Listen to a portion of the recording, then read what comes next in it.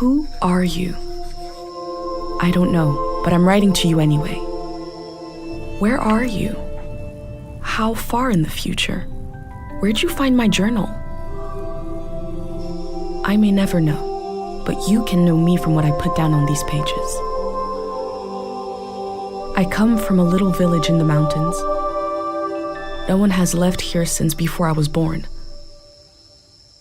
But our lives changed overnight, just a few days ago when my best friend had a prophetic dream. A vision that the elder said means the season is going to end soon. The world is about to enter a new era. A great change is coming. Everyone was afraid. I was surrounded by questions and I began to feel how little I know. What is this season that is about to end, and why is it ending? What exactly is out there that could turn the world inside out?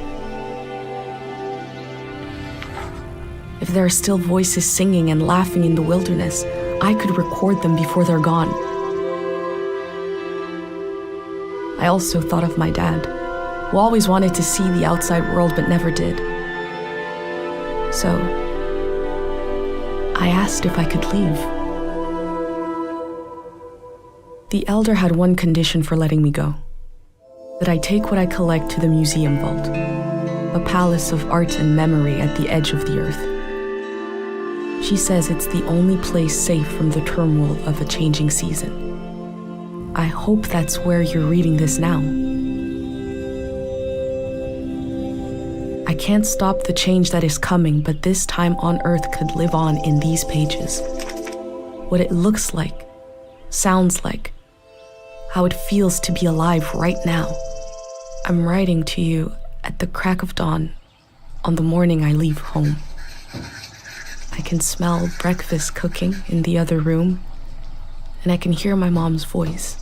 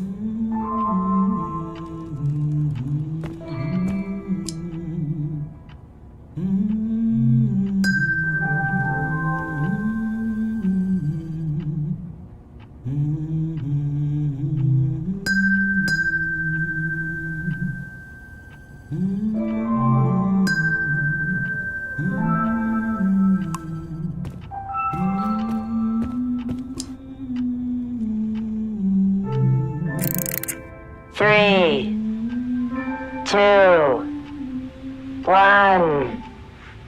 Hooray! Mr. Lotto's here.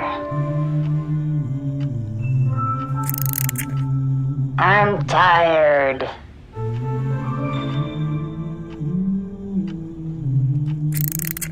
Three, two, one. Hooray! Mr. Lotto's here.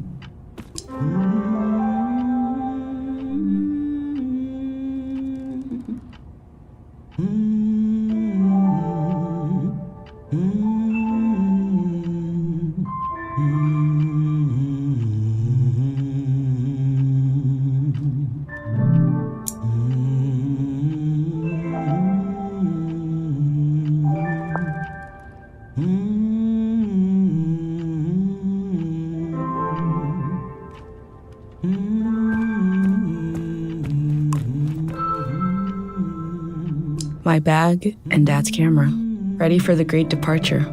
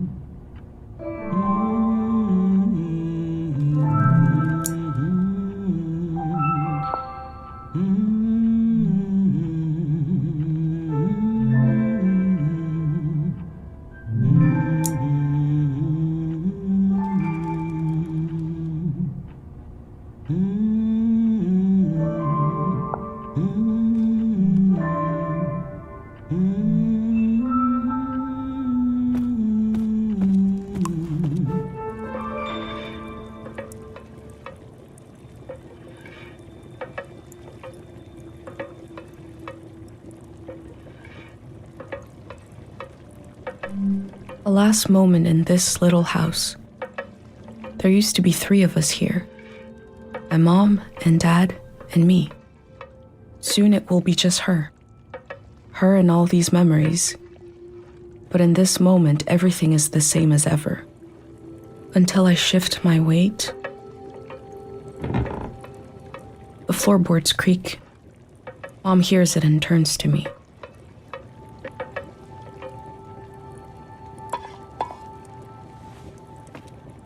You're up. What are you doing standing there? Time to get going. It's gonna be a beautiful morning. I'm making progress. I found the burner, camera, recorder, travel bag. Breakfast is in progress. Still gotta make a pendant. We haven't used this in so long. Good thing I saved the instructions. Just as you would use a shield to protect your body, an identity pendant protects your mind.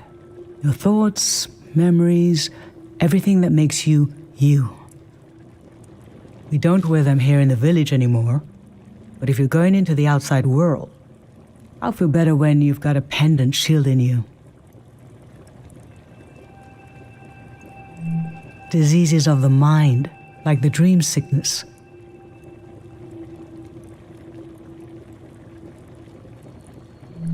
We don't know what caused it. We heard people suddenly fell into an eternal sleep. These were years of wild rumors, and half of them turned out to be true. In times of war, a pendant can be used to identify a body. Let's skip that part. Objects have 2 layers, the physical and the mental. The pendant needs to absorb both. 1. Collect a sentimental object for each sense: sound, smell, feel, sight, taste. 2. Feel the sense and speak aloud a memory of the object. 3. Feed the object into the burner. The memory will leave the speaker as it is transferred to the pendant. That means I'll forget the memory after I say it. It's supposed to be painless, at least.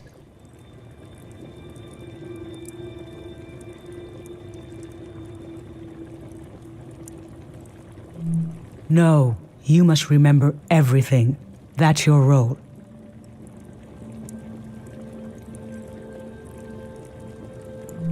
The pendant needs this little sacrifice. I want to be sure it works. Don't be afraid. A few memories is a small price to pay for knowing you'll be safe. Okay, so this old tape should work for our sense of sound. I remember.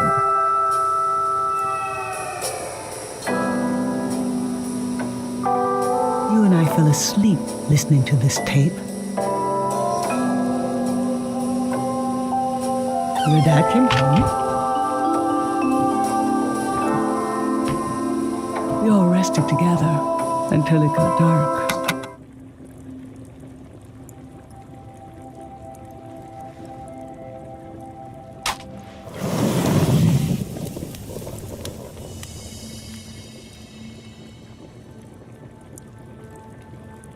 What an odd feeling. Like an absence, disappearing. The empty space fills itself back in until I forget that I forgot anything at all. I'm glad I'm only losing a few memories. If I lost too many, I wouldn't even know who you are. You should pick the rest of the objects. I'll lose the memories, but you'll have them independent forever. So they should be important to you. They should be parts of your identity you want to be sure to protect. So think about what these items and what the memories would preserve about you. Let's do smell next. Find an object with a strong odor and that holds a piece of you.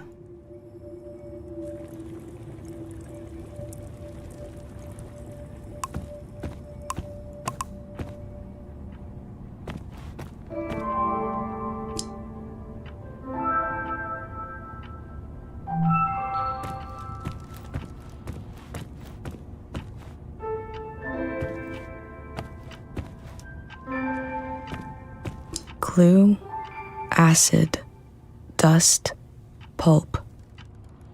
How I always wanted to meet these strangers.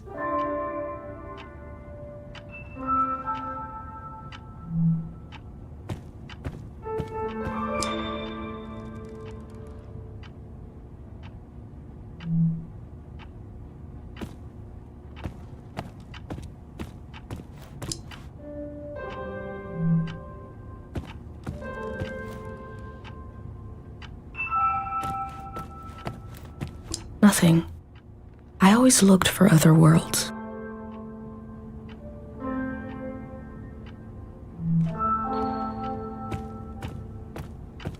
Tangled nest, sour play. This speaks to how my dad loved me.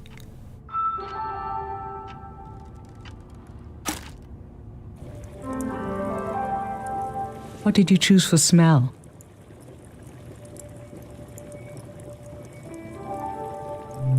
Let's breathe in deep.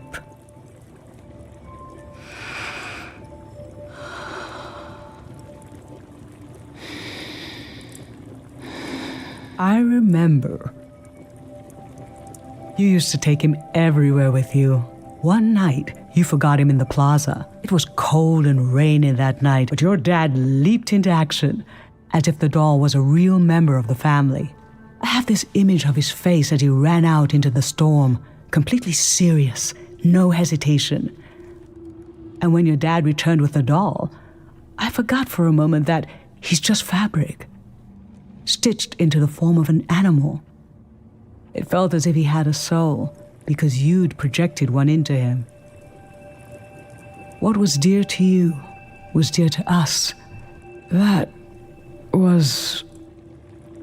We were whole for a little while.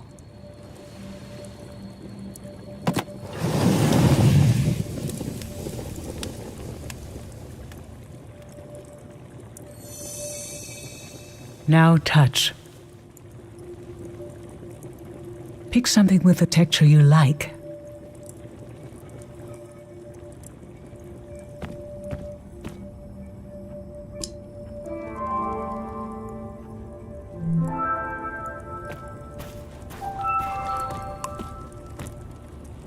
My hand in my own hand. This speaks to how my mom loves me.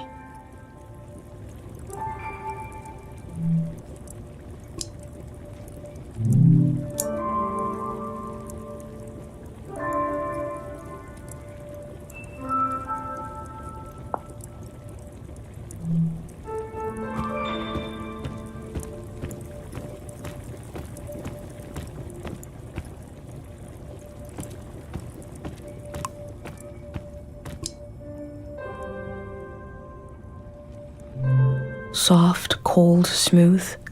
I used to see souls everywhere.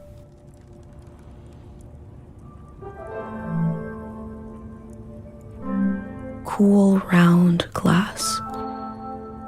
I always wanted to experience new things.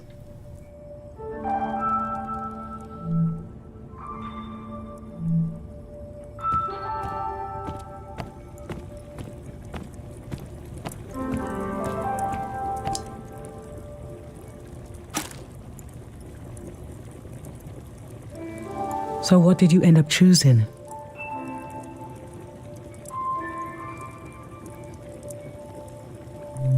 Okay, put your hand in the hand.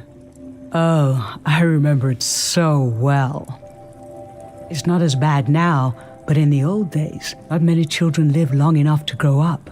We believed if a child could make it to the age of 9, they'd be all right. This print was made of your hand when you turned 9. Your father and I couldn't believe we really had a healthy girl. An old deep fear inside of me finally went away, and we saw you would just keep growing and growing, that everything was going to be okay.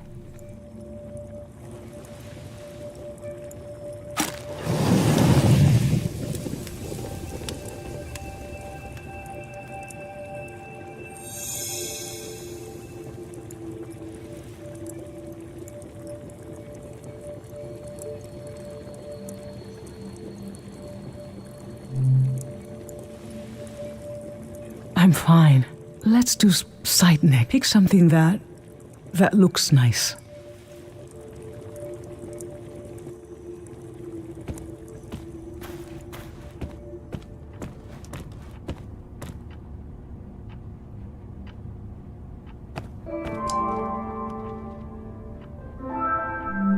Mom and Dad before I was born.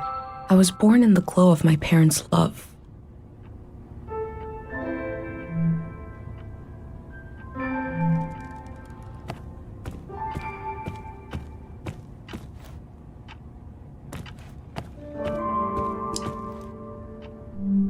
Poisoned, blue, shine.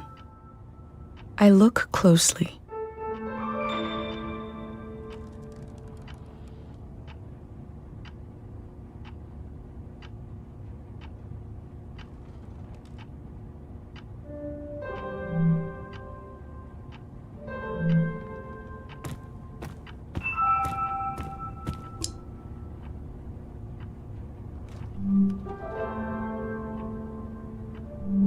I was born in the glow of my parents' love.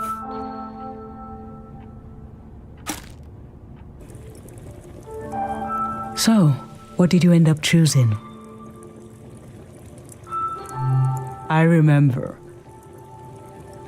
This was the night I told your dad I was pregnant with you. There was a party in the plaza. I didn't have anything to drink, just water. He didn't wonder why.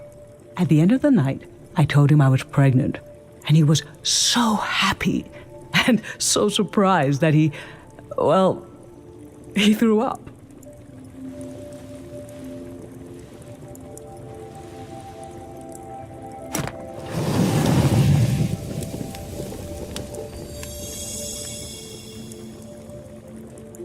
For taste, we can eat breakfast and feed some to the burner.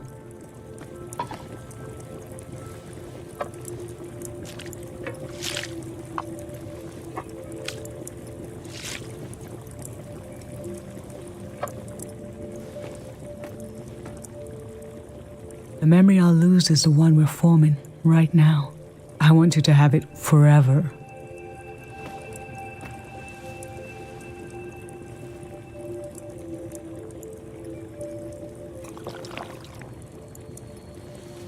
Standing here, you're having a last taste of home.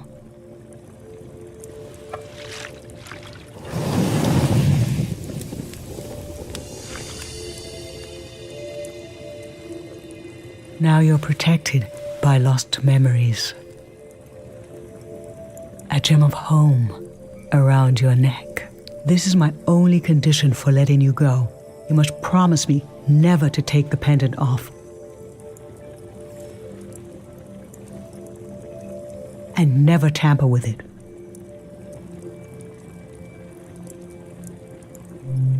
okay? Then I'm okay with you leaving. I think your camera and bag are still in your room. It's time to gather them up.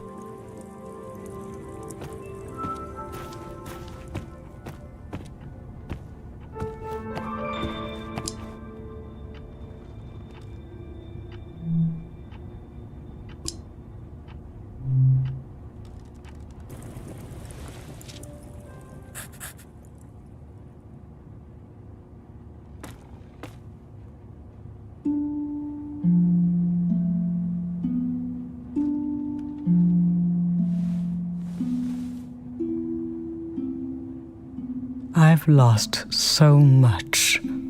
How could the world ask me to lose you too?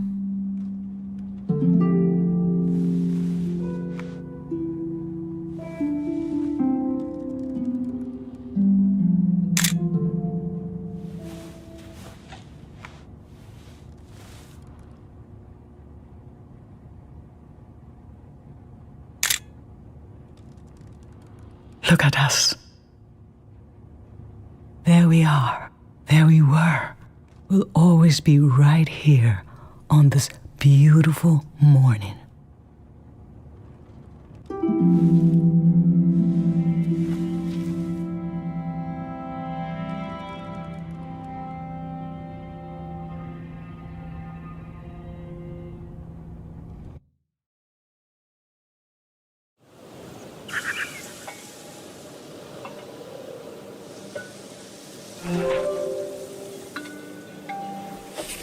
I just performed a ritual with my mom. The moment has passed, but I'll record it in these pages for you for the future.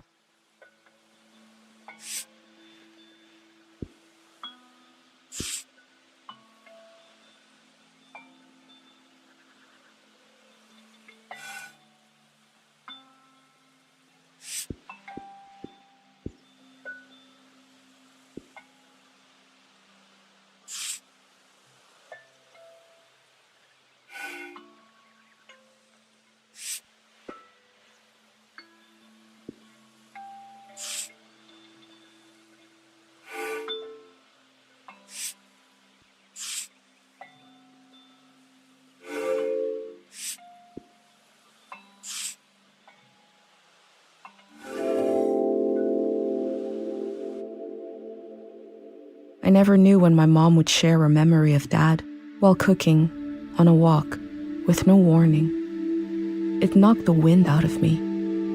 Rituals take this grief and give it a shape and a story. Filling in this journal is a ritual too, but for a loss that hasn't hit us yet.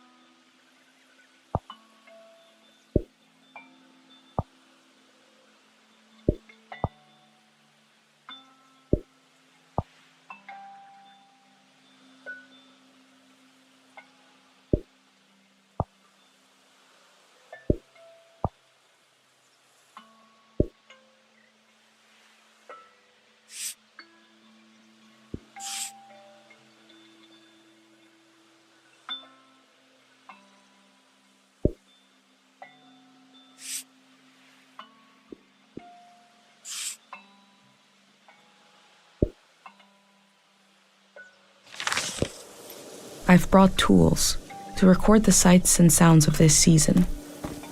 I'll start by recording the only place I've ever known.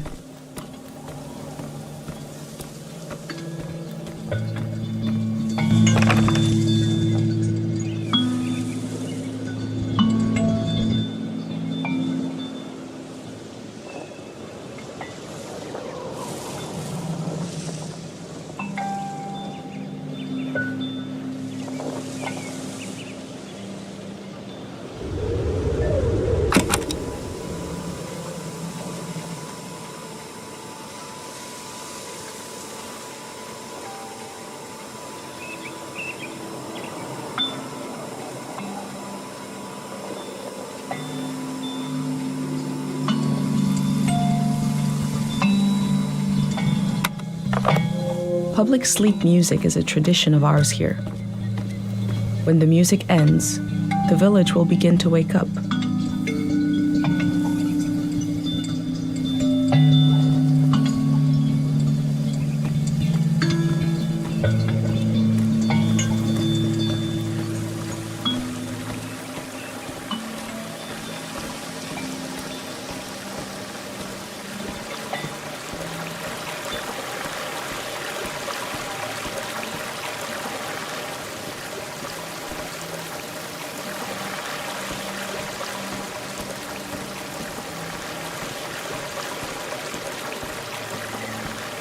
Last night there was a goodbye party here in the plaza. Everyone was so afraid for me. To understand that fear, to understand where I grew up, you have to know the man standing watch over the plaza, Dr. Fumio.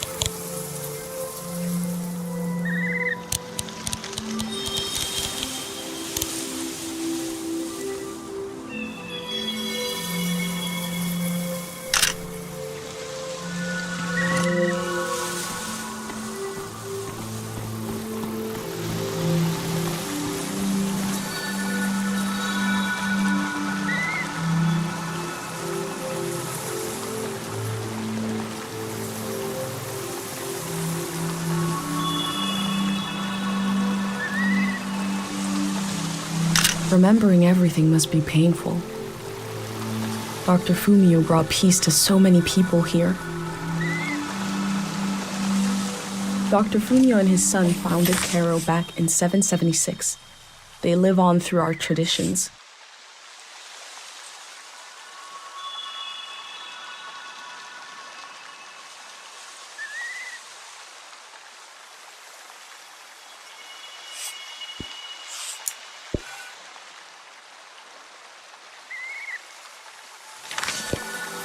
There are 3 murals celebrating Dr. Fumio's work.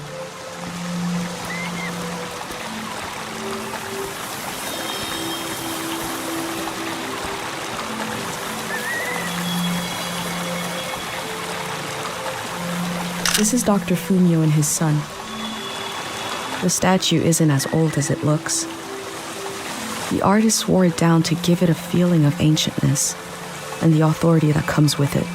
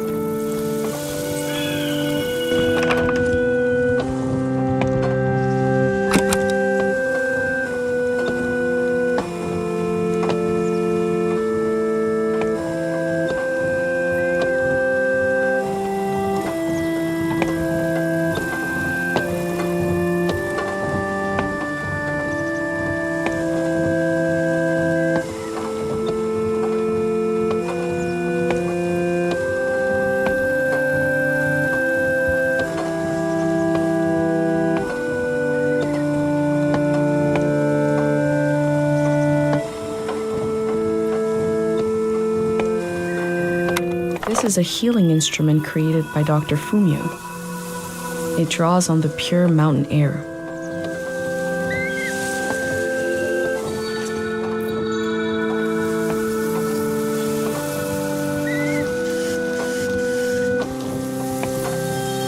There's something eerie about an instrument that plays itself. But wind chimes aren't eerie. I think the self-playing instrument needs to imply the presence of a person who isn't there, like this one does, to be properly eerie.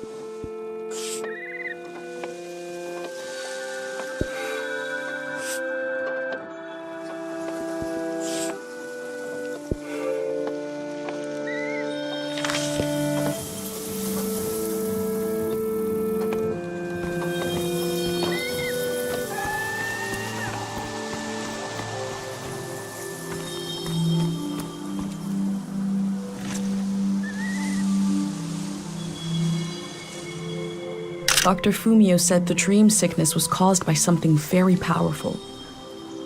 He wasn't able to cure it.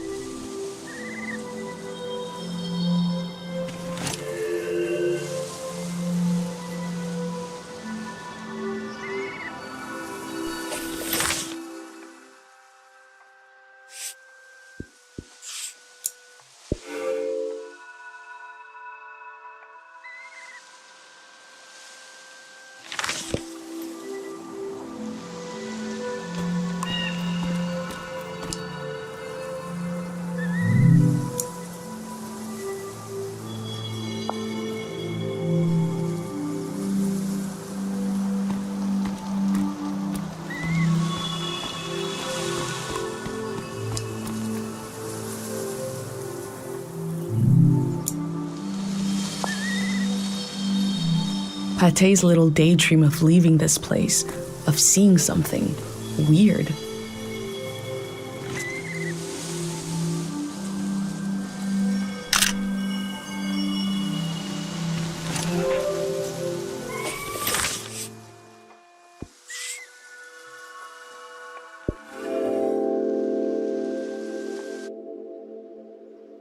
A village that was created as a place to heal.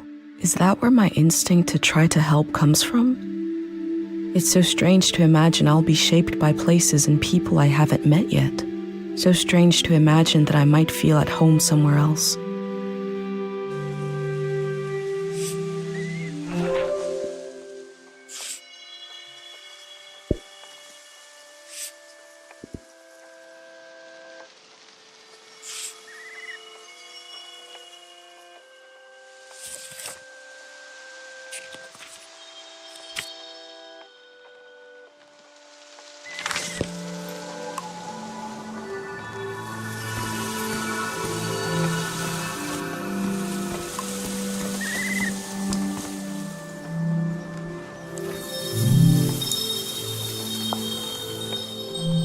This is the cafe where my dad used to read his poems.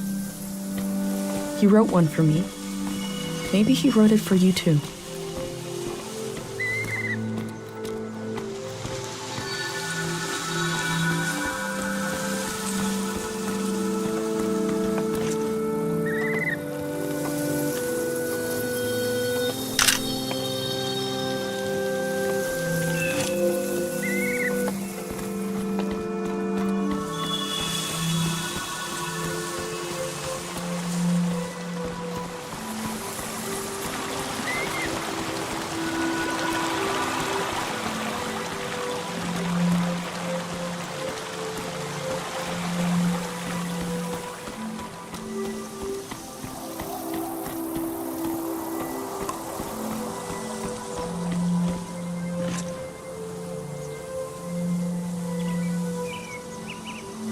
The elder sought out Dr. Fumio to cure her mother, who was suffering from time misperception.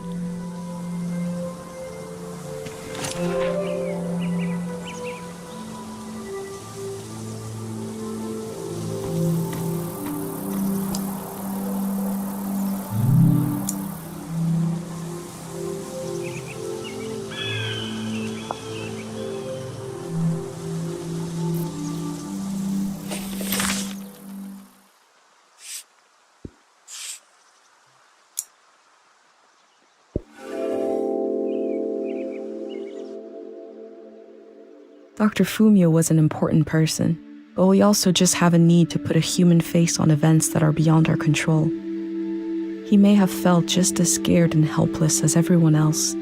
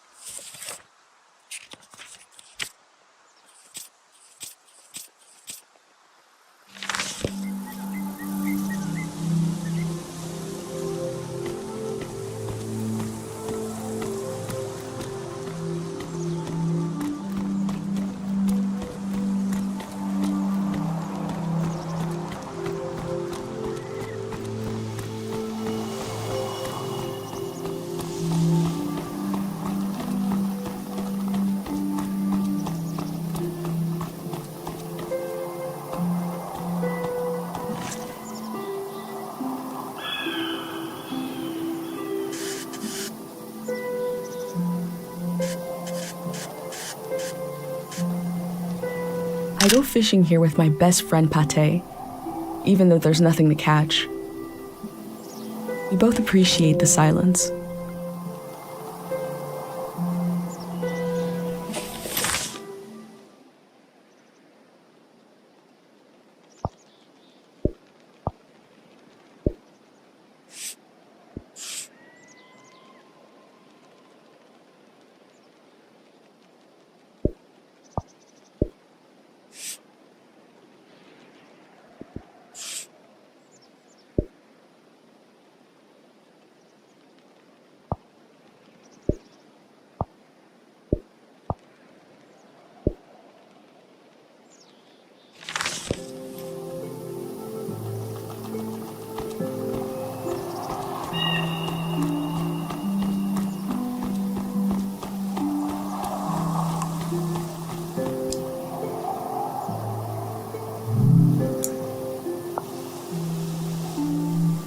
Kero village was founded during the modernity.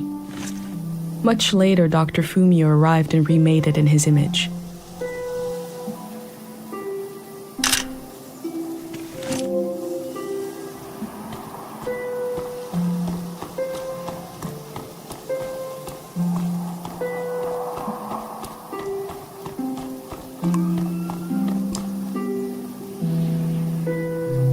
This flower means you're in my thoughts. The morning after the search was called off for Dad, our doorstep was covered in them.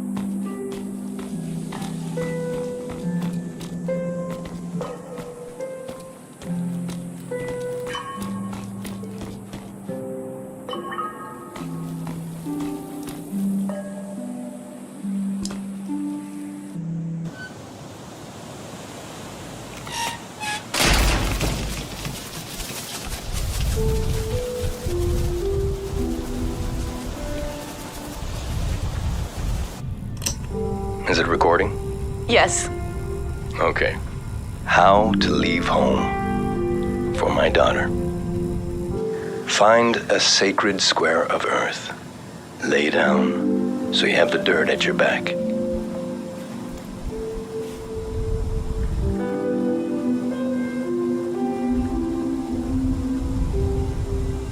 Close your eyes.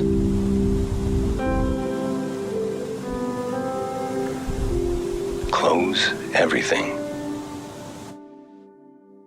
Do you see for yourself? You see for the dead, for the unborn. Do you listen for yourself? You listen for the dead, for the unborn. Your ancestors are in that dirt. All the living and all the dead are holding you up. Now, stand. They're still there, aren't they? It's time to move, to entangle yourself everywhere with everyone. So the next time you lay down in the dirt, you will have so much more to tell them.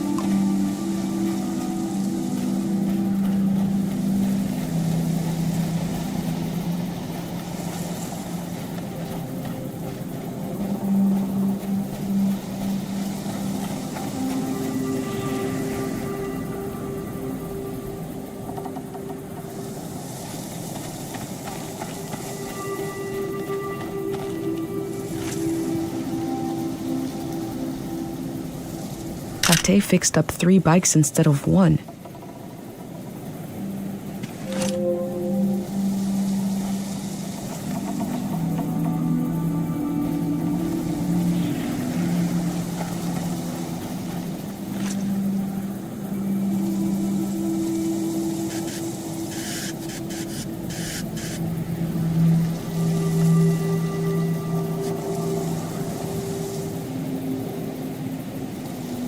These bikes were used by messengers a long, long time ago.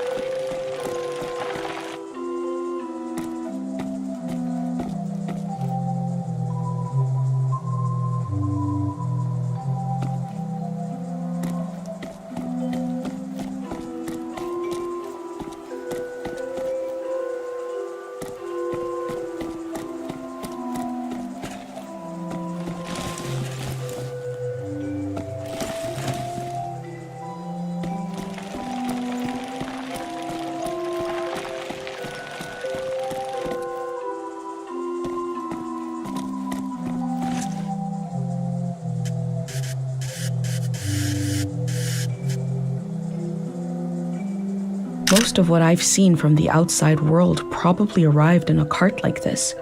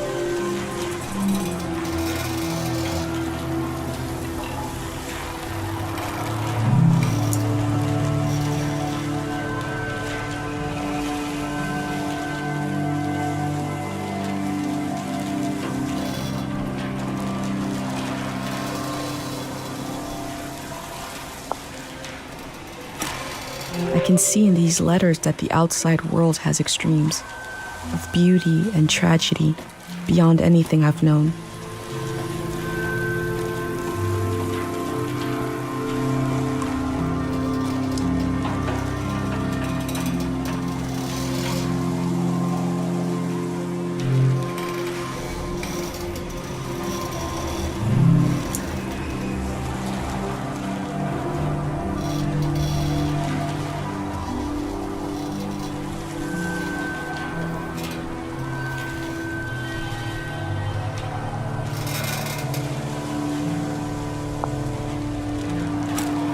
They were right.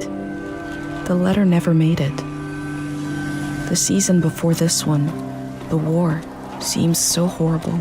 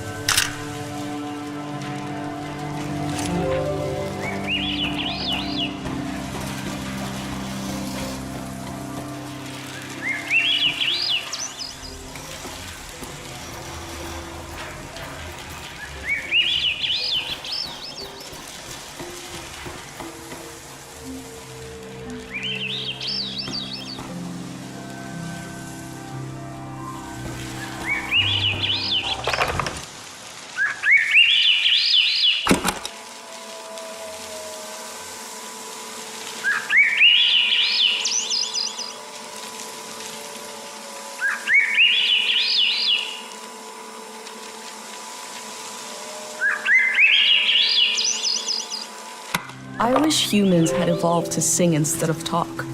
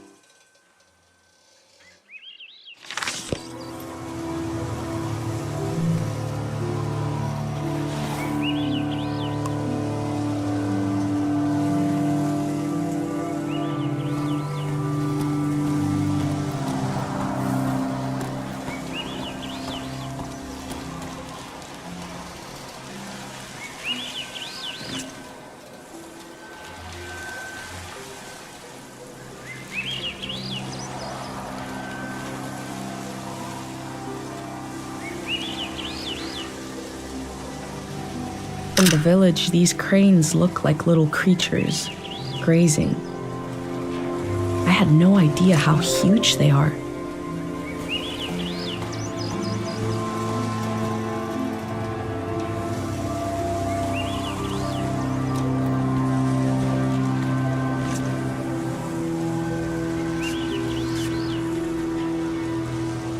I heard that village was abandoned because of a Lyme disease.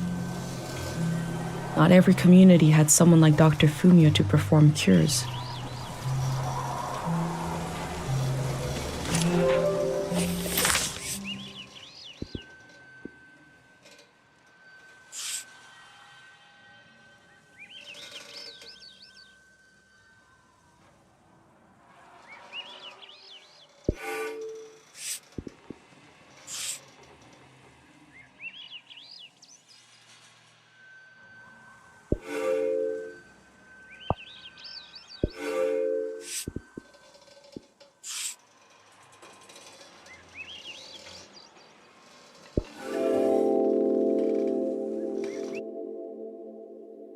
I feel nourished in these sights by the unfamiliarity of it all. These means of connection, long in disuse, are certainly telling me something about the world. Will they be used again in the next season?